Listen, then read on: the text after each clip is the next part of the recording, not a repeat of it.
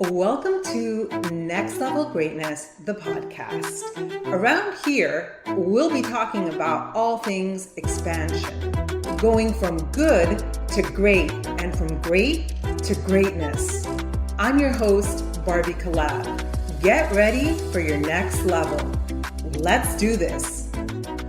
Welcome to Next Level Greatness, the podcast. I am here today to talk about goals.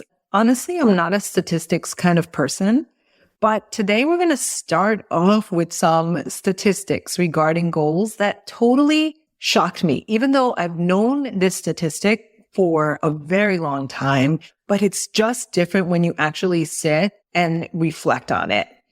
Less than 3% of Americans write down their goals.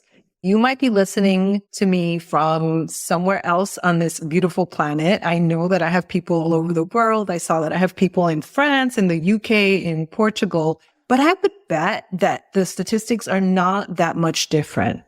3% of Americans write down their goals.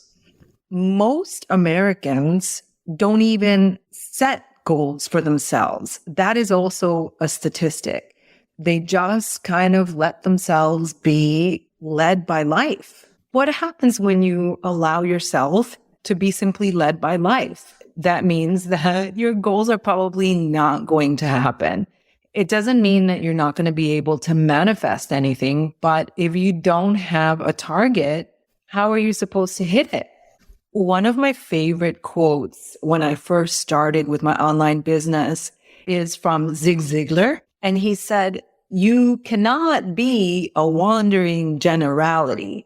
You must become a meaningful specific." I just got it. If we are going through life like a wandering generality, what do you think is going to happen? Anything can happen. But certainly your goal is not going to happen. I have a student who launched a beautiful podcast. Her name is Jen. I can link her podcast below. And she had this experience herself. She said, okay, I'm going to launch a podcast on 10/10. Guess what happened? 10/10 came and went. And that's when she realized, like, oops, I didn't achieve my desired result, which is launching the podcast, because she hadn't done all the things that you need to do in order to launch a podcast. I hired a team to launch my podcast, so I can't even tell you all the steps, but I can tell you that I had been wanting to launch a podcast for a really long time, and all the technicalities of it and all the steps just kept me from doing it. So I'm not lazy. I've achieved many other things, but I just didn't want to put that on my plate. And so I decided to outsource, but that is totally different conversation. Although it is related to goal setting, because sometimes you do need to outsource when you've got a lot of different spinning plates. My point is, just saying that you want to become an author, for example, is not enough. Or just saying that you want to lose 30 pounds and then you don't have an actual plan, that's not enough. But if we go back to the statistic, less than 3% of Americans write down their goals. Here's another statistic. Less than 1%, less than 1% work on their goals every day by reviewing them and, if necessary, rewriting them. And of course, sometimes you change, and so your goals change. And so what happens is that most people are not achieving their goals. A lot of people, the majority of the population, they're just dreamers. I don't want you to fall into this category. You know, the truth is that I had never really thought about this because, as I've said, in my nature, I am someone that is very goal-oriented, very achievement-oriented, whether it's naturally or by conditioning, it really doesn't matter. Even though in the past few years, I've started to bring in more of a balance with my masculine and feminine energies, I'm still very much a goal-oriented person. I still know that I have to have written goals, that I have to have some sort of plan if I'm going to see those goals come into fruition. I have a question for you. What is it that your soul desires? What do you want for yourself? What do you want not only for your life? Well, yes, what do you want for your life? But that might be a gigantic question that you might have to think about for the rest of your life. On my social media, I asked a question to my audience, to people who follow me. I asked, what is your goal setting process? And someone responded that they don't do New Year's resolutions. The truth is, I hadn't thought about New Year's resolutions at all. To me, New Year's resolutions are things that you just sort of think of on the spot, and you're like, okay, I want to lose X amount of weight, or I want to make my first $10,000 in my new business, or I am going to whatever, you fill in the blank. And it's like a declaration that you feel in the moment. But most people, I mean, we know the statistics already. Most people begin their New Year's resolutions like a racehorse out of the gate. And within a week, they're burnt out with the activity, whatever it is, whether it's physical, mental. And then by February 15th, most of the people that have set resolutions abandon them. But hey, at least it's something. Whereas now we know that only 3% of Americans are writing down their goals and only 1% of Americans are actually reviewing them. So I want to have some fun. And my desire for you is to live the next level greatness of your life. I mean, that's what this podcast is, right? What the heck are we doing if we are not becoming the best version of ourselves? And I'm not trying to be trite, and I'm definitely not trying to be snarky. No, my intention, my goal, my soul's desire is for you to feel empowered and for you to maybe this is where the tough love approach comes in. You know, I'm not a tough love person. I used to be, but if you haven't been goal planning, then perhaps you haven't been goal achieving. So I asked this question, what is your goal setting process? And someone said, I don't do New Year's resolutions. Then I pointed out the distinction between resolution, right? Resolving to get something done. And that's not what I was talking about. And setting goals where there's an actual target, a specific goal in different areas of your life. Some of the different areas of life could be business, financial, physical, mental, family, spiritual, lifestyle, relationships. And this person said, I think just to keep moving forward. Now, that's not a criticism. If that's what you want for yourself, I know I have people that are in my community that they live a very simple life. They're happy with that. And there's nothing wrong with that. But if you're anything like me and you love to be creative, or you desire to be creative, and you love the satisfaction of achieving goals, or if there's anything in your life that you want to change so that your life can improve, so that you can go to the next level, then absolutely, you're going to need some goals. So I wanted to have some fun, and let me share with you. I found some notebooks looking at some of the goals that I set, because I've been doing this goal setting process since 2007 at least. But anyway, this is a notebook from 2011. I met my husband in 2012. This was at the end of 2011. Okay. My top 10 goals. This is so cheap. Number 1 goal was to meet my life partner. Oh, I had set a deadline to it by March 30th, 2012. For the first time I met him in July of that year, I manifested him for sure. I've talked about that many times, but let me continue. And then we finally really met at an event at Tony Robbins in December. Okay. I don't believe that you can set date for finding your life partner, but there's more on that later or in different episodes. Okay. So my number 1 goal was to meet my life partner. My number 2 goal was to make more LA, so Los Angeles and Santa Monica friends. I don't even live there anymore. My third goal was a financial goal to do monthly accounting. My fourth goal was to be at 14 or 15% body fat all year. My fifth goal was to invest 60% post-tax income. My sixth goal was to have a certain amount of money in a legacy fund, which I remember completing. Number 7, to be current on world affairs. My eighth goal was to have blog come up on top of search engines. I did not achieve that. I feel like that's the only goal that I didn't achieve. Number 9, to make $1 million in 2012. I can't remember if it happened that year or the next year, to be honest, but I think it happened the next year, I think. And then finally, I wrote down to find a very successful mentor. And I did. I actually did. Okay. A year later, I wrote down all the wonderful things that happened in my life. So this is 12 months later.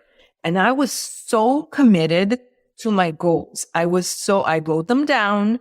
I created a vision board. I did all the things. I did find a mentor and I hired a mentor. And I always invest in myself. These are some of the things that happened in my life and that I was celebrating. Number 1, I met Sagi and fell in love. Oh my God, it's amazing, right? Number 2, I got over my body image issues. I have so much to say on that. I really did. I was so obsessed and always worried and troubled. Am I thin enough? Am I fit enough? Am I this enough? Am I that enough? That was manifestation. The way that happened, where I realized that I was enough and then it didn't matter how I looked and how much I weighed, was magical. I lost 15 pounds. That was also manifesting. I had a plan of how it was going to happen. And every year I would write, my goal is to be 125 pounds effortlessly. Well, let me tell you, it was always an effort. I was forever on a diet until I met my husband. And again, this is a manifestation story. Now I'm 125 pounds on any given day. I don't have body image issues. It was a goal and a target that I had, but the way that I achieved that was not how I could have imagined. It involved following nutrition that is right for me and a customized plan, but it also involved becoming healthy and all of that. It's like I met my husband and all these amazing things happened in a cluster. Another thing that happened that I was celebrating, I visited Israel with Sagi and I met his family. I wrote down I became a kinder, more compassionate leader, which was not one of my goals, but I became that. I embraced my feminine. That was the year that I really discovered that there are masculine, feminine energies. And then I wrote down I became passionate about my business again. And then finally, I celebrated that I put my family first. So how beautiful is it? Number 1, to write down goals and to really think about how you want to live, to be intentional about the life that you want to live. Number 2, to have the satisfaction of accomplishing those goals, of achieving what you said that you wanted to achieve. And so if you don't have a plan, if you're not writing down your goals, chances are you're not going to achieve them. If you are writing down your goals and you haven't really thought about and written about why you want what you want, but also how you're going to achieve your dreams, chances are you're not going to achieve them.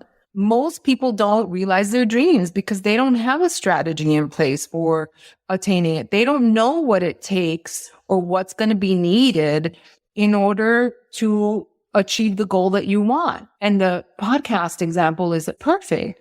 So you say you want to launch a podcast or you want to start a business or you want to be a health coach, but then you don't have a plan. You don't know what it's going to take, what skills are going to be required. Is there anything that you are going to have to maybe give up? And it could be like TV time. It could be hanging out with friends. And I say that because I'm like, why did I say that? Oh, because I remember there was a woman that was in my businesses many years ago. She was a single woman. She's like, I don't want to stop hanging out with my friends after work. And it was so much fun. And I was like, right, but how are you going to build your business?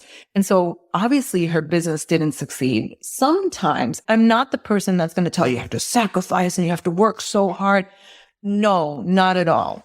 But I will tell you that your priorities need to be in check, that you do need some kind of plan, and that you have to know what your priorities are.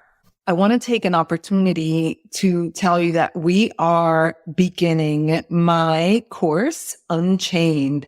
It's a goal achievement and manifestation program. The link is in the show notes. You could just look below. You can also send me a message on Facebook or Instagram or email. I can send you the link. Like I said, you could just look below in the show notes. But the reason that I'm so flippin' excited about this, I mean, I have not been losing sleep. I never lose sleep, but metaphorically, I've been losing sleep with excitement because what I'm doing is different. And I realized something earlier this year. I've been setting goals for over 15 years. I've been writing them down. I've always created vision boards, but I always did it in a very masculine kind of way. It was all about doing. It was all about making things happen. And I thought that if something was going to happen, it was going to be up to me. So I'll give you an example. This is from 2011 or 2012. These are business goals that I set. Learn and become good at new social media platform. I think that's when I started my Instagram account, which, by the way, I lost eventually. I have a new account, Barbie.Kalev on Instagram. It's a brand new account, so go follow me there. Under business goals, check out these very masculine goals, action-oriented. It required me doing a whole lot. So learn and be good at new social media platform. Finish blog and blog weekly. Recruit X number of members on my team. And then this won't make any sense to you, but get my first business center to a certain rank. Get second business center to a different rank. Write an ebook. So there's nothing wrong with these goals. There's nothing wrong with goals. But if everything in your life is revolving around you having to be the action taker, and if everything's going to happen because you force it to happen or you make it happen, that's kind of exhausting. What I realized was that in the traditional goal setting, there isn't enough emphasis, or there isn't any emphasis on manifestation. I mean, manifesting is really about all the magic, and it's not magic because it's your energy, right? And magic is an illusion. So it's definitely not magic. I mean that metaphorically. It's about everything that is happening within yourself, your mindset, your energy, your vibe, whatever you want to call it, getting into alignment with your thoughts, your beliefs, what you feel. And when you are in alignment, the thing that you desire cannot help but come to you. That is manifestation, and I don't see it anywhere. I have been doing goals forever, and no one has really combined the two, goal setting and manifestation. Something else that I am including in my course, which was never included in any of the work that I had done myself as a student, in the books that I have bought, in the courses that I've bought, is pairing up goal setting, goal achievement with looking at our limiting beliefs. Because we might want to become an author. We might want to start a podcast. We might want to start our own business. We might want to fall in love. Whatever that deep desire that you have is, it's wonderful. But many of us, I would say almost all humans, we're facing some kind of beliefs around the thing that we desire most. And we may desire something, but if we don't believe that we are deserving of it, or we have certain beliefs based on our programming, whatever our parents said, or our family, society, our limiting beliefs might keep us from achieving the thing that we want. And so in my course, we are going to be diving deep. It's going to be so rich. I can't do it justice with the words, but I am just like bursting. I feel like on my social media posts, I just talk so much because I can't wait for the course to start so that I can deliver the goods. I think the last thing that I want to say before we close out is that what I'm offering in this course and also in my Money Magnet course, I'm not just a talking head. I'm not just someone that's going to say, listen, you need to learn ABC, how to do this. No, what I'm offering you in the course is the way that I have them structured right now, because I'm able to. I don't have thousands of people yet in my courses. And so I'm able to focus on the students. I'm able to focus, I was going to say one-on-one, but it's not necessarily one-on-one. Whoever wants to speak has an opportunity to speak, and you have the opportunity to be mentored and coached by me on the Zoom calls and in the private community. And so whatever the price is right now for my course, I 100% believe and know that it's a steal, that you are getting the deal of your lifetime. That's that. Anyway, I'm super, super excited. But even if you decide to not take my course, that's okay. I want you to leave this episode with the intention, not just the intention, with the commitment of writing your goals down. Be the 3% of Americans who write down their goals, and then do whatever you need to do to make sure that you work on your goals every day. Be the 1% that works on your goals every day. It is absolutely easier and more doable when you have the support. But whether you do it with me or you do it with someone else or you do it through a book, do it, because we have to make it the best year ever. We don't live forever. So I want to make it the best year ever. All right. Thank you so much for joining me. And if you're ready to jump on board, the link is below. I would love to see you in my magnetic portal community. And again, that link is below. Have a wonderful day. Talk to you soon. If you loved this episode and if you're loving my podcast, I would love for you to leave a review. They really do make a difference in spreading the word and having more people be impacted. Also, I'd love for you to join me in my Facebook community called The Magnetic Portal. You can find the link in the show notes. I'll see you next time.